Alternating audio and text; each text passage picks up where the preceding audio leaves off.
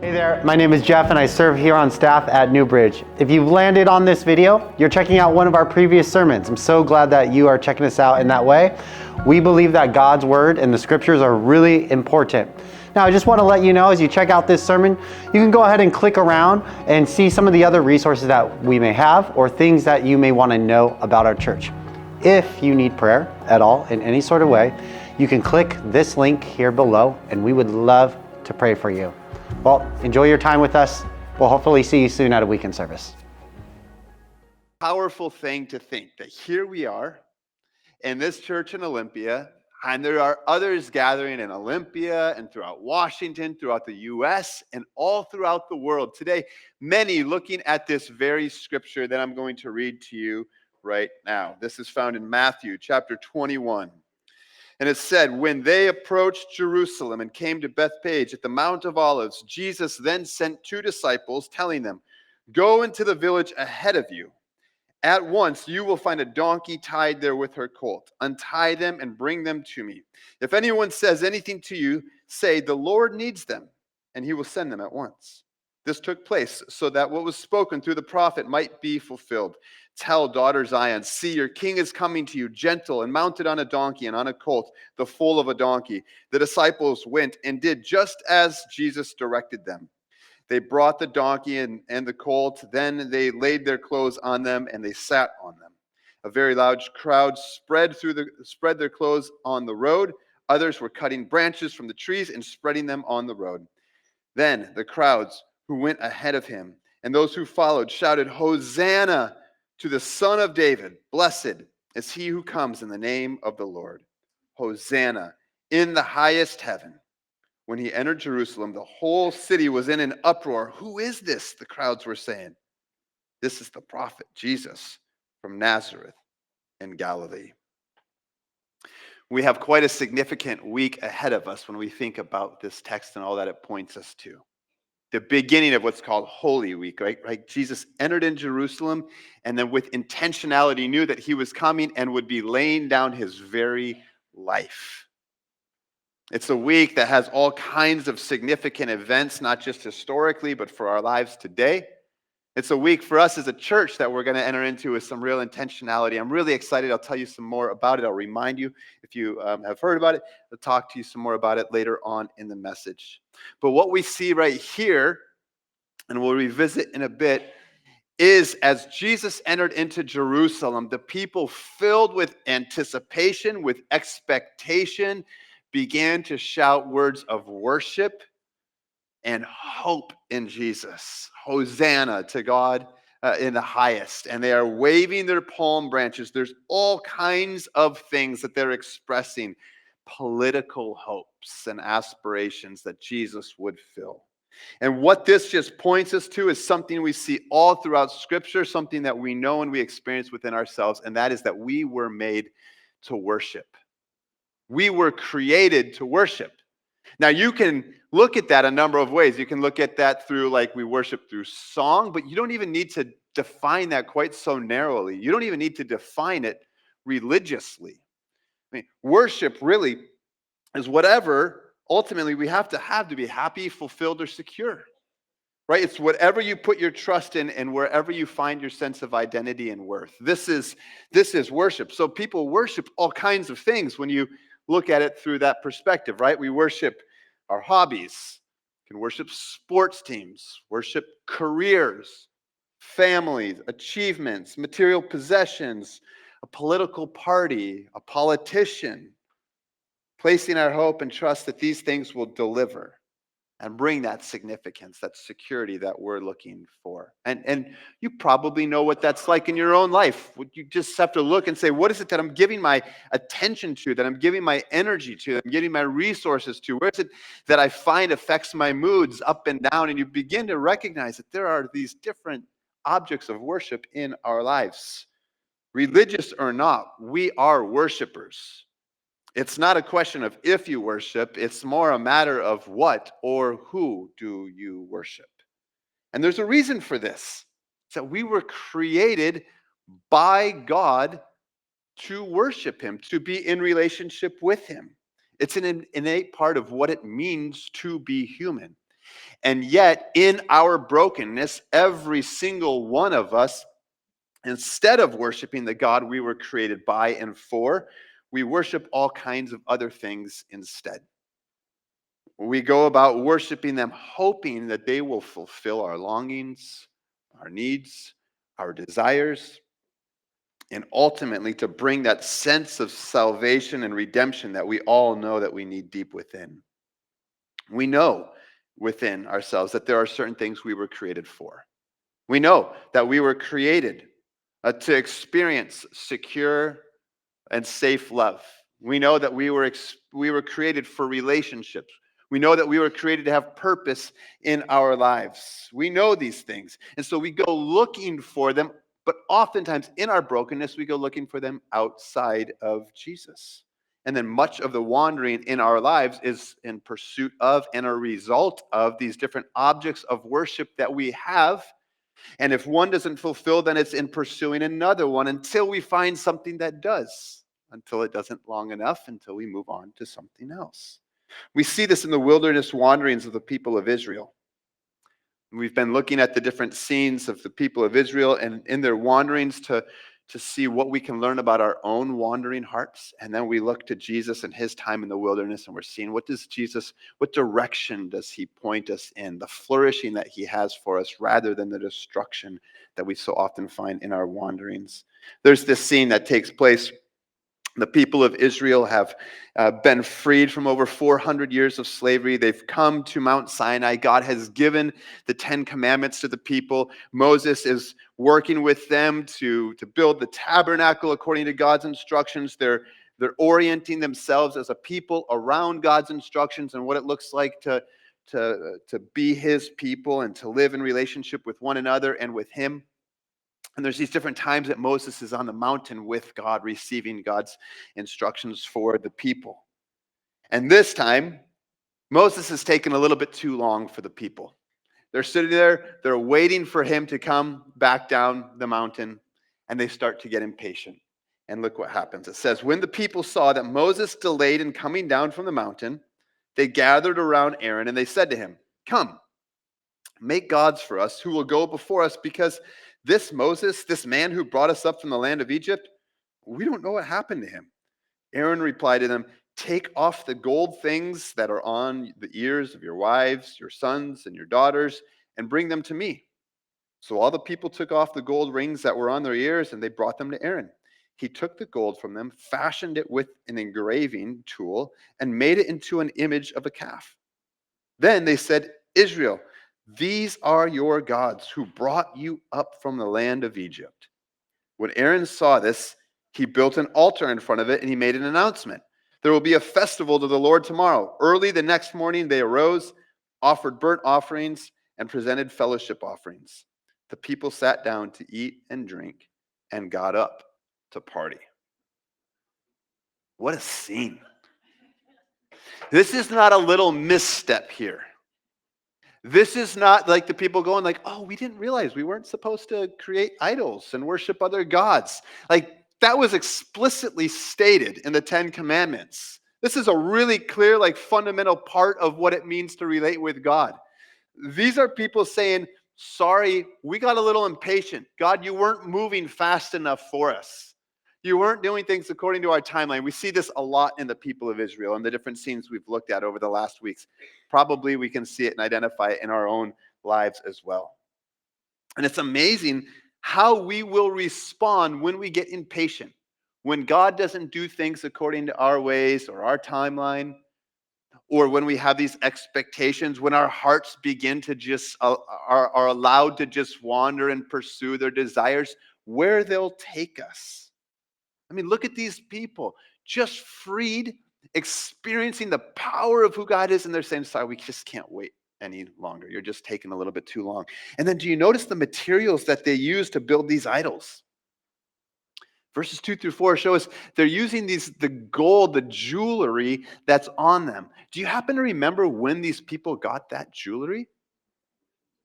When they were being freed miraculously out of Egypt, do you remember God said, "On your way out, Stop and take the gold and the silver from the Egyptians. Like, this is yours. I'm providing for you in ways that are going to blow your mind. So they went out with these gifts of gold that God had given them. And these now are the very pieces of gold jewelry that they're using to make an idol to worship. Like, I read that when I just stopped and paused. I went, oh my goodness, that is so much of the way we live, right? Like, we create these idols when we take the good gifts of God and we worship them as if they're God, rather than worshiping God himself. And I know we've revisited that theme a number of times, but it keeps popping up, which I think also tells us something. Just think about that. The people are freed on their way out. They go from being slaves to having bling all over them. And then they decide, let's take this from God and let's make an idol, because he's just not doing things the way we want. I realized, like, whoa, that is a reflection of my heart. The things that God gives us, the good gifts that God gives us, that we will turn into idols and we will worship and serve them. Think about how we do this, for example, with our kids at times. We can take the good gifts of kids and put upon them the expectation to make us feel successful as people or significant as adults. And we do that, and we do whatever is possible to set them up for success according to whatever we think success is. And then we put upon them the weight of meeting those expectations. And then, like, we feel like good parents, we feel like good people whenever we can say they do. And whenever they don't, they feel the weight of all that expectation. They've become this good gift that's become like this idol and this point of our worship to feed something within ourselves. Or we do that with jobs, right? You take a good job, a gift that God has given you, and then you begin to make it the source of your security and financial security and success and your personal affirmation when you make it an idol and to serve it no matter what it demands of you. Giving your very best of your time and of all of your resources, often neglecting other important things in life because you've said, this thing now must feed me and all of these things I need deep within myself. We can do that with friendships, right? A good gift of friendships. What a good thing, until we put upon those friends the expectation to meet all of our emotional, relational, mental needs that we have. And when they can't fulfill them, because no person can, they crumble, we feel disappointed, and we realize we've made this person some kind of object of worship or idol that's going to deliver something for us that they just simply can't. They can never live under that kind of weight. And then do you hear Aaron's declaration in verse 4? And not just Aaron, but the people. After they have this idol that they're worshiping, then you hear the next thing that they say, as if it wasn't bad enough. Then they say, hey, by the way, these are your gods that led you up out of Egypt. Wow. Like, no, they're not. God is the one that led you up out of Egypt. I'm sorry. This golden calf did not lead you out of Egypt. It was God that led you out. How could you say that? You have this personal experience with the God Most High who demonstrated his love, his care, his provision, that he sees you, that he hears you, his power applied to your life. And then just because he's not moving fast enough or in the way you want, you create some kind of idol out of your earrings and stuff. And then you say, this is your God that delivered you? Wow. I mean, we create idols when we attribute our salvation and security to anything other than God. And that's exactly what we see them doing here. Whether it's a relationship, whether it's an experience, it's an achievement, whatever it is, when we say, if only I can have that, we raise it to the level of a savior in our lives. In his book, Counterfeit Gods by Tim Keller, he defines an idol as anything more important to you than God, anything that absorbs your heart and imagination more than God, anything you seek to give, to get what only God can give. This is an idol in our lives. And while you and I may not be creating these images, you might not be taking off your earrings at home this afternoon and melting them down and creating some kind of an image to worship. We do have all kinds of gods that we will lift and exalt in our lives to the point where we bow down and we worship them. We put our hope in them. Give them our mental energy, our resources. It's what we do so often. It's whatever we say, I've got to have this to be happy, to be fulfilled, and to be satisfied, to be secure. And we put our hope in them. Here's what we need to know about idols. Idols, number one, they replace God. They take the role of God. These aren't insignificant things. Like when something starts to raise to that level, it's not insignificant. It's taking the place of God in our lives. They claim to have the power to deliver. They claim to have the power to give significance, to give security. This is what idols are claiming. Idols replace God, but idols also deceive us. Idols are false saviors and they're terrible lords. They're false saviors because they can never deliver on what they promise. And they're terrible lords because they will destroy us. Not only can they not deliver, but in their attempt to deliver, they will actually destroy us. Idols will deceive us. But idols also demand our worship. They require things of this. They cost things. They require sacrifice, time, money, resources, relationship. They demand worship. It's not like it's this passive, insignificant thing. Idols demand worship. It's like the people of Israel. These idols that they created cost them something. It didn't just cost them their earrings and their jewelry. It cost them the intimacy that they had in relationship with God. That's what they sacrificed. That's what they lost. Idols must be dethroned. Jesus would say it all kinds of different ways. One of the ways he said is you can't have two masters. You can't serve both God and money. That you just can't. You can't claim to be following me and worshiping me and have anything else that you would put at the same level. You just can't have two masters. I love the way that God addresses this through the prophet Habakkuk when he says in chapter 2, what use is a carved idol after its craftsman carves it? It's only a cast image, a teacher of lies. For the one who crafts it shapes trust in it and makes worthless idols that cannot speak. Woe to him who says to the wood, wake up, or mute stone, come alive. Can it teach? Look, it may be plated with gold and silver, yet there is no breath in it at all. He's saying idols simply cannot deliver. They're not alive. They have no power. They're created by you or by somebody else, but they are not God, and they cannot replace God. And it's really actually pretty silly when you get down to thinking that you believe it can deliver that, whatever it is. It just doesn't have the power that God has. The only way to break free from idols then is to center our hearts and minds on the object that can deliver, that can carry the weight and stand up under the weight of our greatest needs and longings. And during Jesus' time in the wilderness, Satan attempted to convince Jesus that through worshiping him, Jesus could experience all that his heart longed for if he would just bow down to him. If you've been with us, this is a scene that we've looked at over and over again, and I thought I'd have us look at it one last time for this season. Jesus was led up by the Spirit into the wilderness to be tempted by the devil. After he had fasted 40 days and 40 nights, he was hungry. Then the tempter approached him and said, if you are the Son of God, tell these stones to become bread.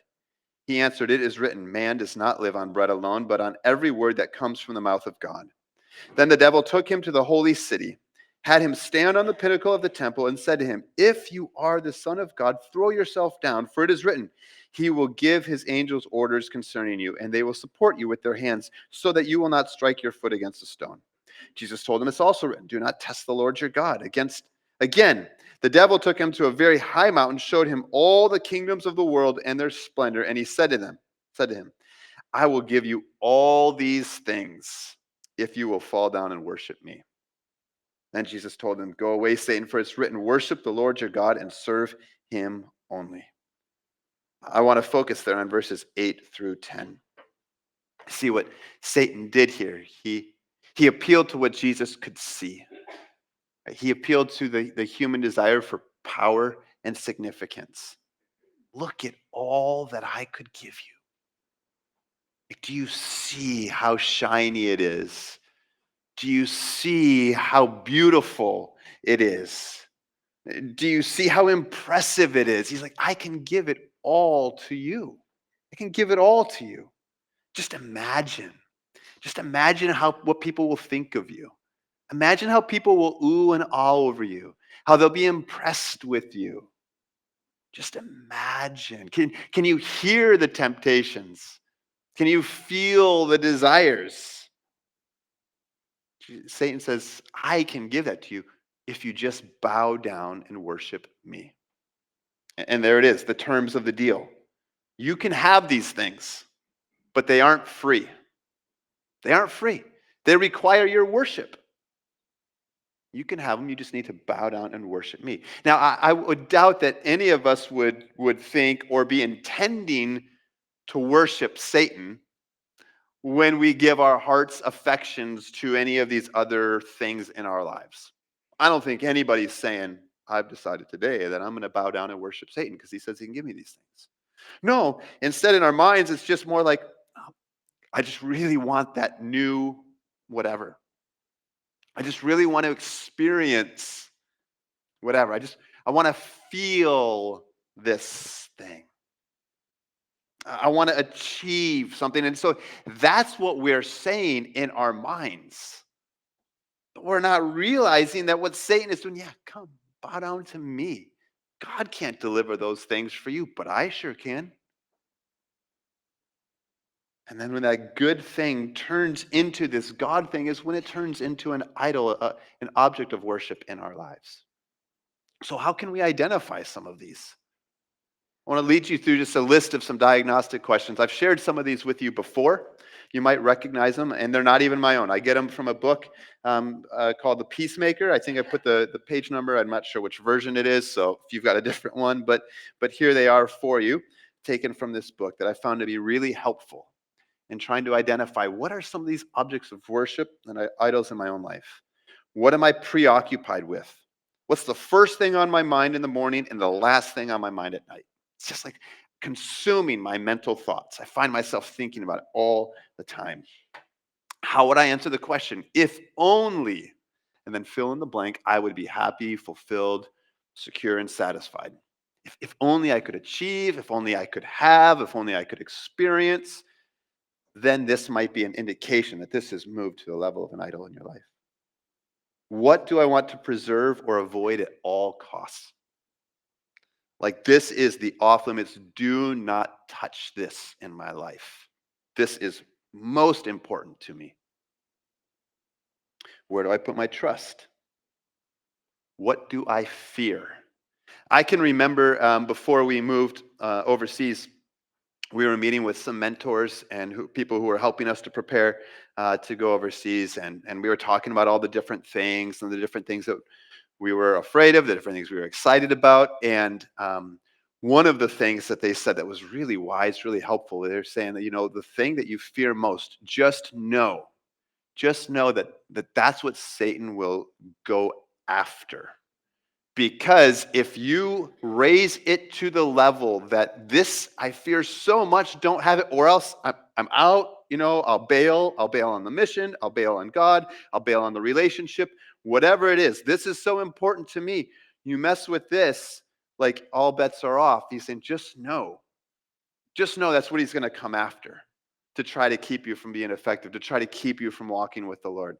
And he said, and he was right, and he wisely said, you know what? A lot of times it is for parents with young kids, it's their kids. It's a good thing. It's a good thing to love your kids. It's a good thing to want to protect them from any harm and safety. But do you really think you're going to go on the mission field? you don't even have to go overseas. Do you really think they're never going to experience anything hard? Do you really think they're never going to suffer? They're never going to let you down? He's like, just know, if that's your bottom line, Satan's coming at it. Whatever you fear most, he's like, just know that will be a focus of his. What do I desire? When a desire is not met, do I feel frustration, anxiety, resentment, bitterness, anger, or depression? I've got this desire, and if it's not met, man, all this emotion comes up in me, all these reactions. And then is there something I desire so much that I'm willing to disappoint or hurt others in order to get it, in order to have it?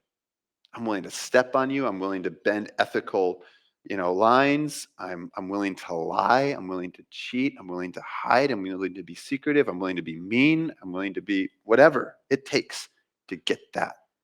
I'll do it. Idols, let me say again, are false saviors, and they are terrible lords. They cannot deliver on what they promise. And not only that, they will destroy you in the process of worshiping them and pursuing them.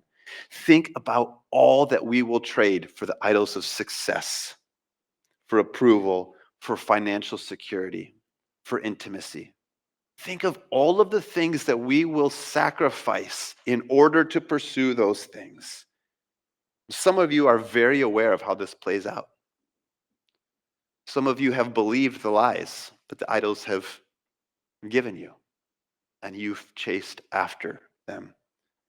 You've sacrificed and you've lost things and people that matter most to you. You've sacrificed and you've missed out on time that you can't get back. Missing important seasons of life for yourself and for those that you care about. Because you pursued, you believed some kind of lie, believed some kind of thing will deliver what you want most, and you went after it. You went all in. And so you know what I'm saying is true here, and you wish you could go back. You wish you could go back and say no to that lie. You wish you could go back and stand up rather than bow down and worship it, believing that it would deliver you. Here's the good news for all of us. The good news for all of us is that Jesus didn't bow down to Satan. When Satan says, you can have it all, just bow down and worship me. Jesus didn't allow the allure of the idols to let him get lost in the wilderness. Instead, he stayed the course, and he provides direction now for our wandering, idolatrous hearts. Jesus told them, go away, Satan, for it's written, worship the Lord your God and serve him only. This is the true north for our lives. When you're wandering in the wilderness and you're lost and you can't find your way, this is the true north. This is the compass direction. This is what leads me to where I need to go. Worship God and serve him only. This is what we were created for. We were created to be in relationship with God and to worship him. That's why it's an innate part of every human, whether it's in a religious expression or not, whether it's in this part of the world or another part of the world, to worship. When we direct our worship to God, we're directing it to the one who can stand up underneath the weight of our deepest longings and deepest needs. He is the one who can deliver us, who can lead us to flourishing rather than empty promises and to destructive paths. It's why those who choose to worship Jesus find joy and happiness and peace and even fulfillment when the rest of their lives look like a mess according to the world's standards. It's why the person with the undesired medical diagnosis, the disappointment in the job loss, the challenges with children or their marriage or with your classmates, with the disappointment of not getting into the school you were hoping to get into or make the team that you were hoping to make, when the friendship falls apart. It's why people can still have hope and joy and keep staying the course.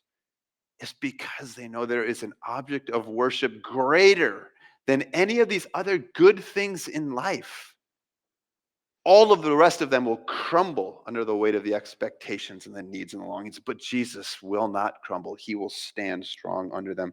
Only Jesus can stand up under the weight of our deepest needs and longings. Everything else will crumble. Everything else. We don't worship Jesus out of obligation or because we hope that he'll scratch our back if we scratch his. We don't just worship Jesus because it's the right thing to do. We worship him because he's where we find ultimate fulfillment and satisfaction. He's the only one who can carry the weight of our deepest needs, what we're hoping for when we pursue these idols and objects of worship in our lives. But oh, how practical this particular day in the Christian calendar is. This day of Jesus' triumphal entry, Palm Sunday, when Jesus would enter into Jerusalem. Before he knows he would lay down his life, he enters into this city full of worshipers hailing him, excited to worship him, with full expectation that Jesus is going to come and deliver them from oppressive Rome. That Jesus will set up this new kingdom where they'll have power, where they'll have security, where they'll be free once and for all. But when Jesus doesn't meet the expectations of what they have, when he's not this political deliverer that they're hoping he'll be, these same people that are hailing Jesus become the same voices that instead, just days later, will yell out, "Crucify him! Crucify him!" Just in a matter of days, they went from "Hail, Hosanna, God the Most High, our hope is in you," to nail him to a cross, be done with him, crucify him. The reality is that's not just them, that's us too. Maybe you've experienced that. Maybe you've experienced that hope that Jesus would deliver, he would act, he would function some way in your life. And he hasn't. He hasn't in the right time. He hasn't in the right way. And so you've experienced that dissatisfaction. You've experienced that need to go looking elsewhere. You found yourself wandering, looking for someone or something else that will somehow deliver, and it doesn't. And so you move on from one thing to the next. And maybe you're here because you're tired of wandering. And Jesus points us to our true north when he says, listen, don't bow down to anyone or anything else. Worship the Lord your God and serve him only.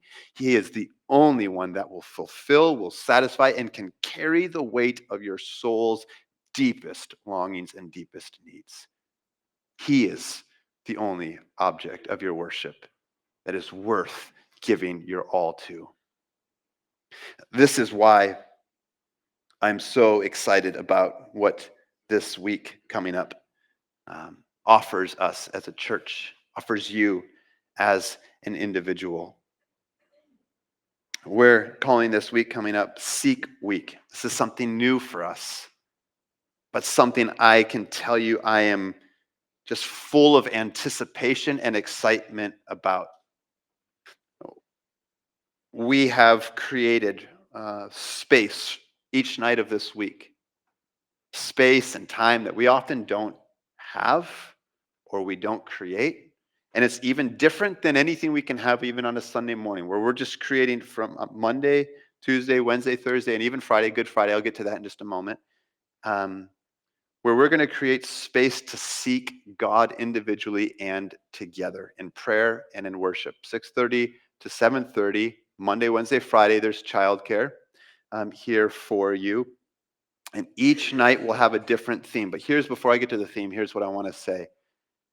The reason I'm so excited, the reason I want you to come and to be a part of this is not just because, hey, we want to feel good about how many people show up, or we've got this program. We thought this would be really neat. This would be kind of a fun way to approach Good Friday and Easter. Now, it's because I think we can really expect God to move powerfully in these nights. Not that I can tell God what to do, but I do know that God loves when we seek him. God says that through us, seek me and you will find me. Cry out to me and I will listen. Open your ears and your heart to me and I will speak. Loosen the grip of control and I will move powerfully. so we can expect and we can move into this week with great anticipation that God, your spirit will stir and move among us in ways that we can't really know right now. We certainly can't predict. We can't program it. We don't know. All we know, God, is we're going to come and we're going to seek you.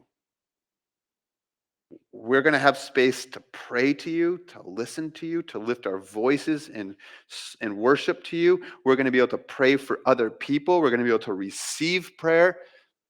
God, these are the things that we believe please your heart, and we're asking, would you move in powerful ways? And I believe this will be a week that we'll look back on as a church and say, wow, God did something and he started something there that's changed me and us since.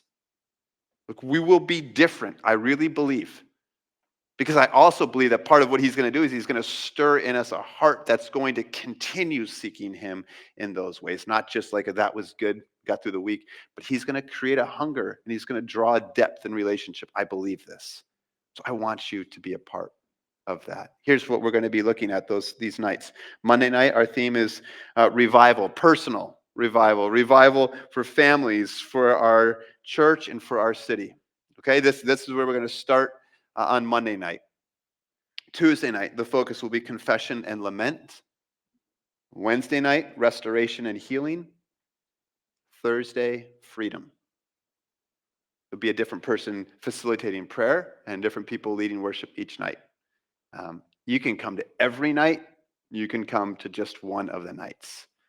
The reason I'm giving time in a sermon like this is not like an advertisement. It's to say this is what this scripture points me to. Our hearts are idolatrous, wandering, worshiping Jesus. You're our true north. Would you bring us back to focus on you? Again, there is childcare Monday, Wednesday, Friday, if that's a challenge for you. Friday, Good Friday. I'm really excited about Good Friday. We're going to have a service unlike one I've been a part of before.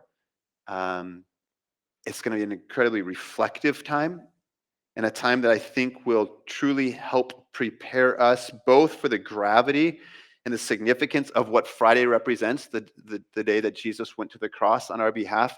But I also believe it will set us up right to worship and celebrate the resurrection of Jesus on Sunday. So again, Friday, come to Good Friday. You will be glad that you did. And then Sunday, Easter, come and be ready to celebrate, to lift our voices, to cheer the resurrection power of Jesus. I want you to know this. We're working on this, planning this service with you, but also with your friends who are far from Jesus in mind. Maybe you know, if you've been around for a while, you know that we really try hard to communicate the gospel in a clear way, in a compelling way, not in an awkward way, not in a high-pressured way, not in a way that's going to make you go, I cannot believe I finally brought that friend to church and they said what? They did what? Not that we're going to water anything down. In fact, no, we're going to totally point to the power of who Jesus is. That's why I would want you to invite your friends to come and to hear the good news of Jesus. If you are somebody who's a regular here and you're somebody whose body is in good health, some of the ways that you can help and serve those who will be guests and new is you can create some parking spaces. We usually ask you to can you park on the road there so there's more parking spots available, and if that's not good for your body, then you be happy park wherever is close and easy for you. But that's one of the ways. Another way is whether you're on the greeting team, the welcome team, or not. Now you officially are. Just know that you are all a part of welcoming people. We want everybody to feel welcome, not just on Easter, every single Sunday. So just consider that a job from now on for all of you. Ellen, you're welcome. And but also because Easter is a time where we anticipate guests, people who haven't come to church before or for a long time. And we want to express the welcome that we believe Jesus expresses to all of us. So please have your eyes out. Look for people. If you don't recognize somebody, introduce yourself. Let them know you're glad that they're here. Ask them to come back. Give them the opportunity to sit with you. But be a welcoming presence, would you, at this church? It's one of the things that I love. church is known for, and what a great day to express that clearly on the day that we celebrate Jesus' resurrection. Those are just a couple of things that are coming up in this week. But again, I say that in the context of saying, here we are, a people just like them, that whether it's God, you're taking too long, what can I somehow put my focus on in the object of my worship or to lead me? Or how can I one moment be hailing Jesus and the next moment be going, he's not what I thought he was. Lord, would you bring our hearts back in alignment with you? You're the only one. Idols will crumble. They will fail every single time. But when we come to Jesus, we find home, secure home, in one who will never leave us, never fail us, never give empty promises, never lead into destruction. Always will direct our souls towards flourishing in him. So I'm going to invite the worship team to come on back up here. And in this part of our gathering, we're going to take communion. To bring some perspective to what we're doing, the elements are here in the front of the room, the middle, and the back. When we take these elements, this bread and this juice, we are taking hold of elements that remind us that the object of our worship is one who laid down his life for us. Everything else will say, come, give me, but they're not going to lay down their life for you. But Jesus is the one who says, worship me, because, man, I've given my all for you, that we can be in relationship together. So I just want to invite you during this first part of this next song to take some time to pray and to reflect, to ask God to expose the idols, the objects of worship in your life, to confess those, knowing that you're forgiven in Jesus, to grab the elements and we'll take them together. Can I just pray us into this time? Hey, again, I just want to say thank you so much for checking out one of our previous sermons. If you want to take a next step at all, whether it's to give, whether it's to get plugged into our church, or if you simply want to let us know who you are, you can fill out what's called our Connect card. And what that is, that's a way for us to find out who you are. But better yet, it's a way for us to know and learn how we can serve you best. So you can click that in the link below. But if you want to take any other next step at all, you can click around this website and find out how really easily. We'll see you soon. Join us at a weekend service anytime, 9 o'clock and 10:45.